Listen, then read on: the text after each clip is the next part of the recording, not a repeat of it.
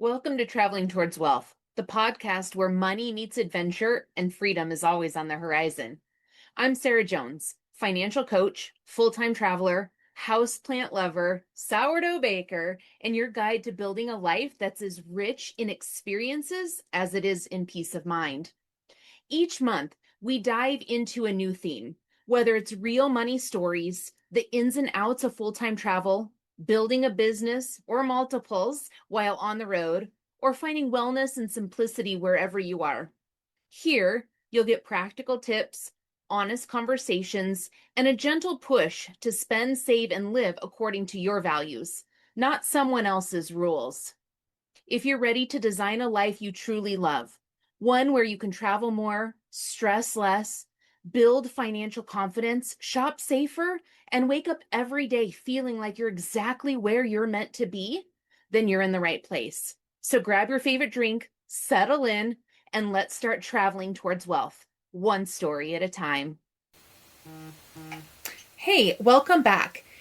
Today, I want to talk about something that is commonly searched for on the old internet, on Google, and that is more of financial planning and stability while traveling. This can play a part in whether you're traveling or not, but I want to talk about kind of some of the most commonly asked questions on Google when it comes to traveling in business. A previous episode, I talked about creating predictable income streams and what that can look like. So if you haven't listened to that, go back and check that episode out because there's a lot of really good information in there. Things that you can do, businesses that you can have, work camping, if you've got a full-time or part-time job, getting a full-time or part-time job, depending on where you're at. So go back and listen to that episode if you haven't already. But today I'm going to talk a little bit more about managing your business expenses while on the road, setting up payment systems, a little bit of budgeting for travel and for business expenses, and then kind of talking about some peace of mind fund and what that kind of looks like in business and personal.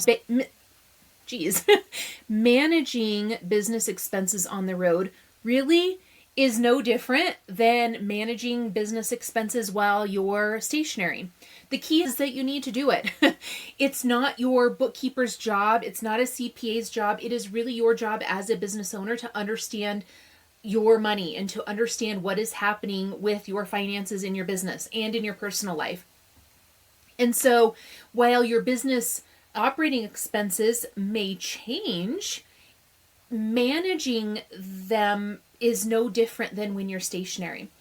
What I find, truthfully, most often is that people don't have a financial system in place.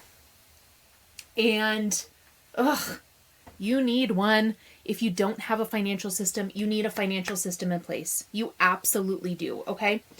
And that financial system should include the days of the week, the days of the month that you are doing things within your money, right? That you are looking at your accounts payables, that you're looking at your accounts receivables, that you are evaluating and collecting the data on all of your operating expenses, that you are looking at what percentage are you paying yourself? What's your gross revenue? What's your average gross revenue? What are your gross revenue goals for the month? What's your profit goals for the month? What are your profit goals for the quarter and for the year?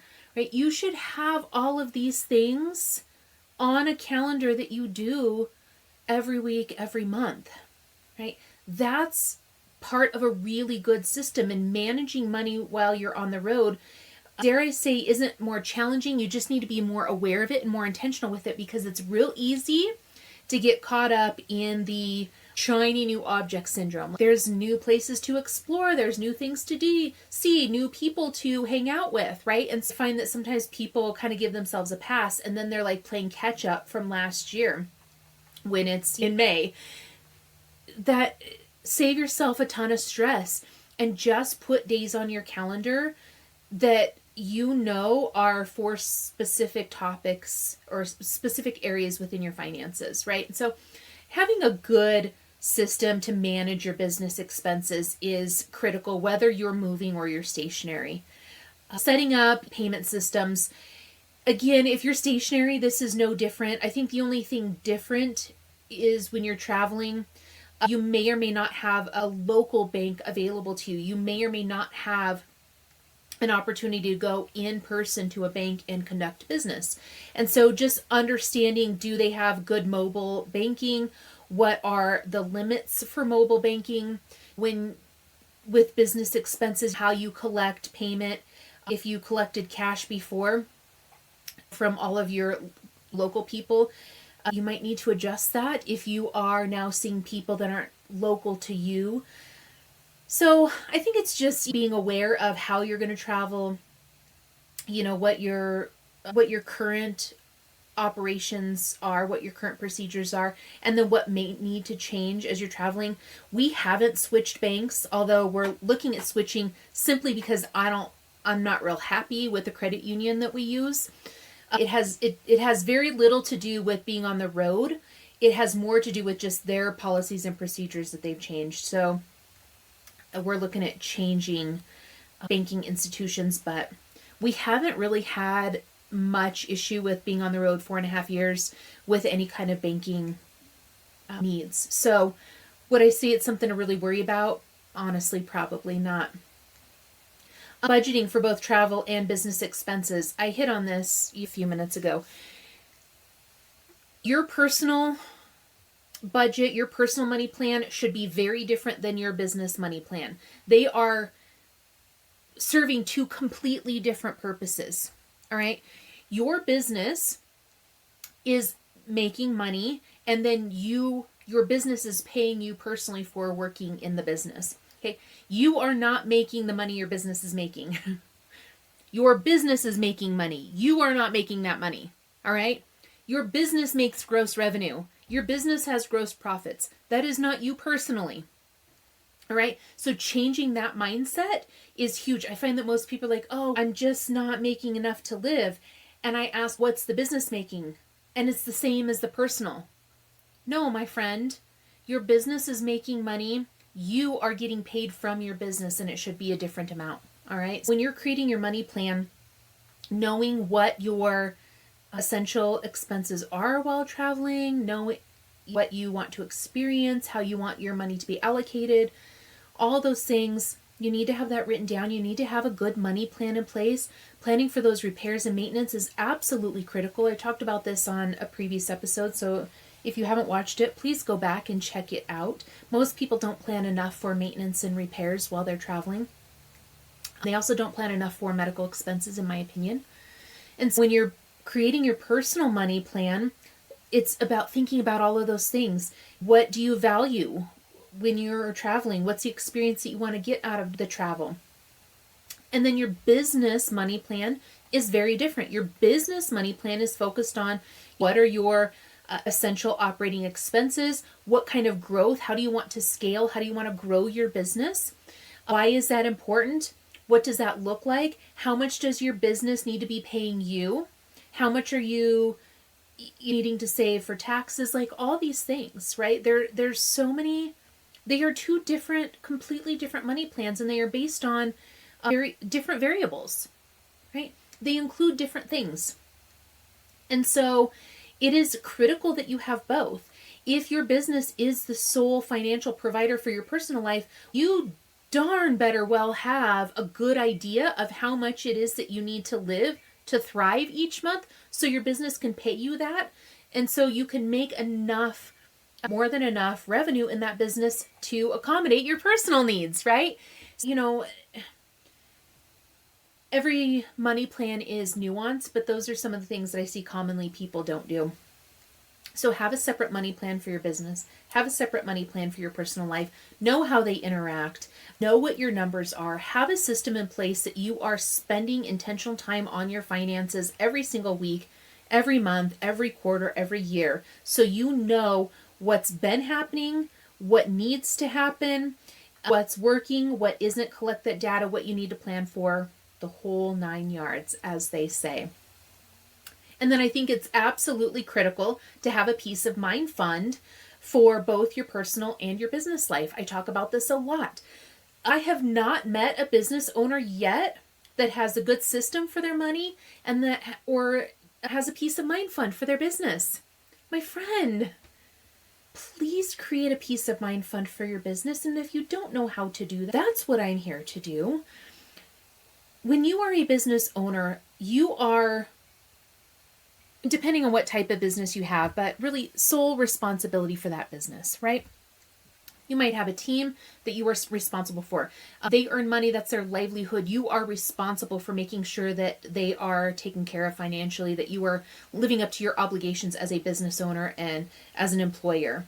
You as being an employee of your company, right? Maybe you're the sole employee, it doesn't matter, but you are an employee of your company. And so should you need to take leave, should your revenues dip, should you be in a period of growth for your business, you are going to incur expenses that might be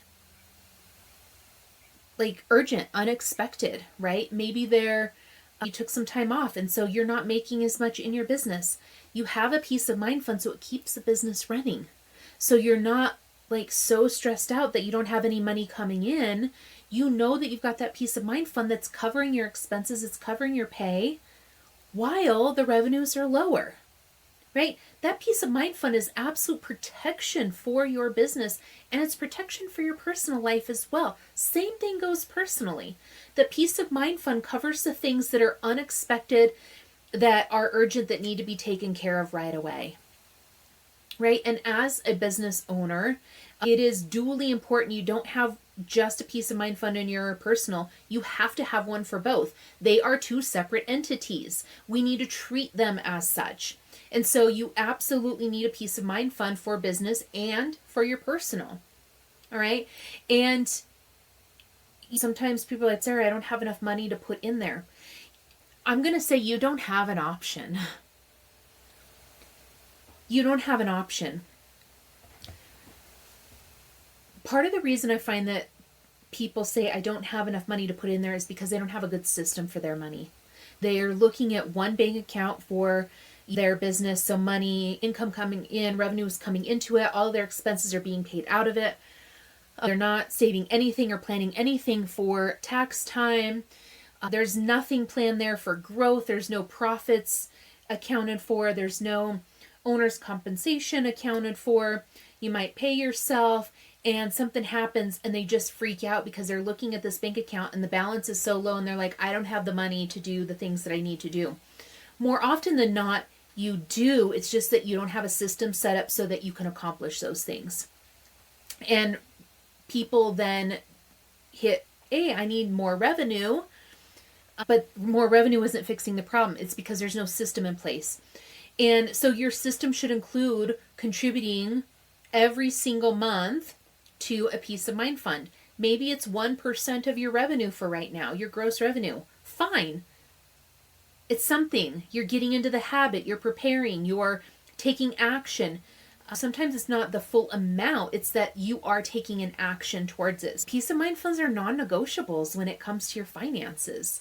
They're non-negotiables when it comes to traveling and money and business and money. They're non-negotiable when it comes to a stationary business, a brick and mortar, a location specific, location freedom business. It doesn't matter. Peace of mind funds are critical no matter what type of business you have, no matter how you build your business, no matter what it is that you do. All right. I think a lot of times people are looking for the stability when it comes to money, and traveling feels unstable, right? Unstable? Is that even a word? I don't know, but feels unstable. How about that? And I think it feels more unstable because, in my experience, you're going into things with not having stable finances to begin with. I've worked with hundreds of people, and some of them have a budget, but it wasn't something that they could easily follow because it was built very generically. Most of the time, people don't have a good money plan. They don't have a budget in place. And so things feel very unstable when that happens. And so I think that's where a lot of it comes from, right? Is these fears. It's fear. And that's why we're Googling like how financial planning and stability while traveling. If you don't have financial stability before you travel, you're not going to have financial stability after you start to travel. It's just the way it is. So you need to create that stability, and then you need to figure out what stability comes from. What creates stability? It is not an amount. It's not an amount of money. It's the systems that you have in place that create that stability for you. It's the mindset that you develop that creates that stability for you. Hugely important. What else do you want to know on this topic? Do you want me to go deeper into anything? Did I make sense for you? Share all of your thoughts, all your questions. Share it all with me so I can make sure that I am including things in here that are valuable to you. So a shorter episode this week. A lot of this has been covered in other episodes. However, I did find it important to cover because these are the most researched topics. So let's just talk about it. I hope you found some value in this episode. If you did, please share it with others. And with that, I will say goodbye for now, my friend. Thanks for joining me on Traveling Towards Wealth. If today's episode sparked something in you, I'd love for you to subscribe, leave a review, or share this show with a fellow free spirit who's ready to design a life they love. Want to dive deeper? I'd love to connect with you. Book a free call with me to chat about your money, your dreams, and your next steps. No pressure, just a real conversation. You can find the link in the show notes or on my website. And let's stay connected on socials. Follow me on Instagram or Facebook for behind the scenes RV life, money tips, and a little gypsy spirit along the way. Remember, your money, your journey, your rules. I'll see you next Tuesday for another story and some practical steps to help you travel further towards wealth, freedom, and a life you love. Until then, keep wondering, keep growing, and keep spending on what matters most.